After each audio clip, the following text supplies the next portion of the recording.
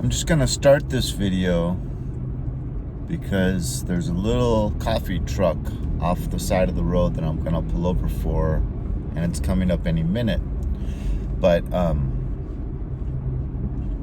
just wanted to talk about, having a social life after narcissistic abuse. So I think many people watching this, many people on my channel have been a family scapegoat. And that gets, bam, imprinted on you so that it's a vibe that others pick up on, especially abusive people. But non-abusive people pick up on it too, like you're oversharing, being overly apologetic. And so that scares off non-toxic people because they can tell you're not well adjusted, basically, to not to mince words. And the narcissistic, abusive, toxic people find you attractive because you're more empathetic. So people that have been abused can tolerate more abuse. Kind of seems like it'd be the other way around. So it's a little bit counterintuitive that an abused person is more likely to tolerate abuse up to a certain point, because eventually you reach that point when you've had enough relationships and enough decades of being the scapegoat at work, at home, so on and so forth. You just say no more. And there's a few red flags that you can see in people right away that causes you to run. So, what is the social life like of someone that has been through it, been through the meat grinder, and come out the other side and had to put themselves back together? Well,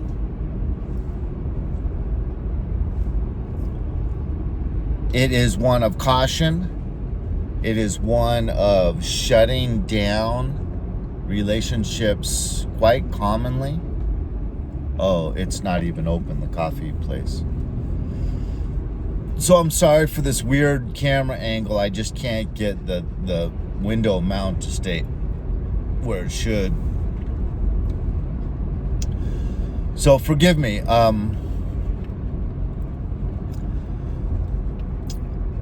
Because a lot of times you will start to let, one or two people in that seem to have positive aura, positive vibrations, seem to be safe. And then you end up having to pull back, withdraw again from those individuals. And that then becomes kind of the norm. You just staying away from certain people from the get-go because you see certain red flags. And then also kind of starting to trust certain people and then pulling back. And so those are the two main social situations that you will find yourself in.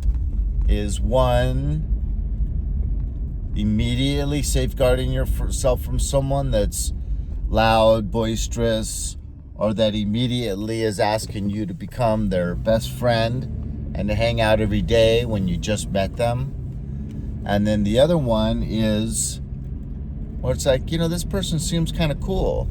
A couple weeks later, doing a few things together maybe. And then all of a sudden you're like, saw red flag. And when you've been through it for decades, you really don't even stick around long, because it's like, well, if I was wrong about that person, who cares?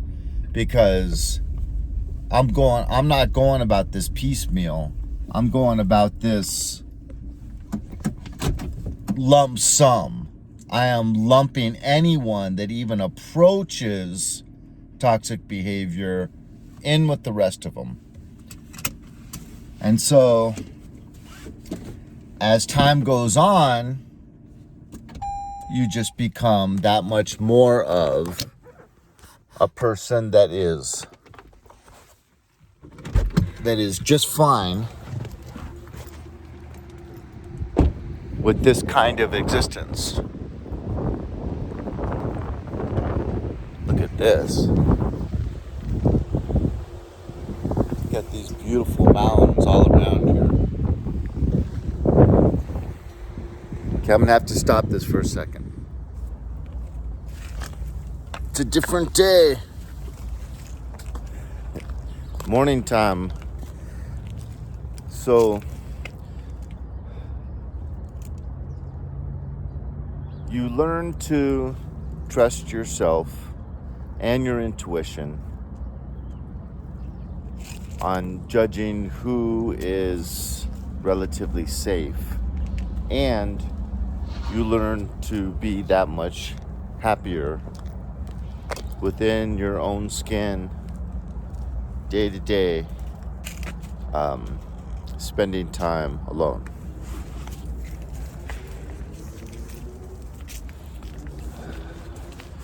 But you know, at the same time, you know that there are good, authentic, genuine, overall, basically caring people that do not want to use others as a vehicle, as a means to an end. They would rather get to know people and enjoy what those people have to offer. So whether it just be your quirky personality, whether it be more your sense of humor, charm, charisma, spontaneity, and just share the joy, love, and support that can come from a genuine, authentic relationship. You know those people are out there. But a lot of us are more comfortable kind of sitting back socially and just getting to know who is interested in us, when that's kind of the wrong approach. We need to read the social landscape and choose be a little bit more pro-initiating, pro-social, so that when we see people that seem really quite good and authentic, we can go after them. And that's not really the way for chosen one scapegoats. It's more so kind of being wary and kind of sitting back and not initiating social things. But then mainly, as we know, we only attract toxic people. And so, sorry, I'm trying to hold three things at one time.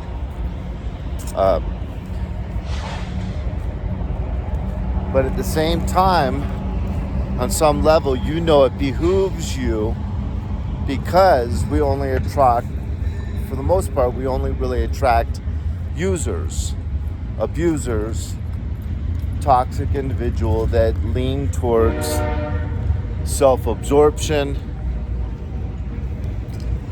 Um, me. Let me get my supply, narcissistic supply. And so we have a skill set that we're rusty in that may have been churned off literally in elementary school. And we have to, if we want those genuine, authentic, trusting relationships in our lives, we realize we're going to have to try to be the person that brings them, invites them, engenders them, promotes them within our own lives.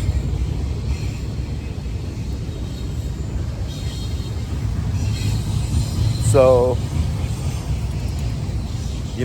friends can come from career, jobs, your coworkers, but that's not always best, right? I mean, really, we go to work to earn a paycheck, and it's not a good place to be kind of mixing worlds. George Costanza from Seinfeld, these two worlds can never meet, Sometimes it's best to just leave that workplace and share as little as possible there, and then have your social life completely separate.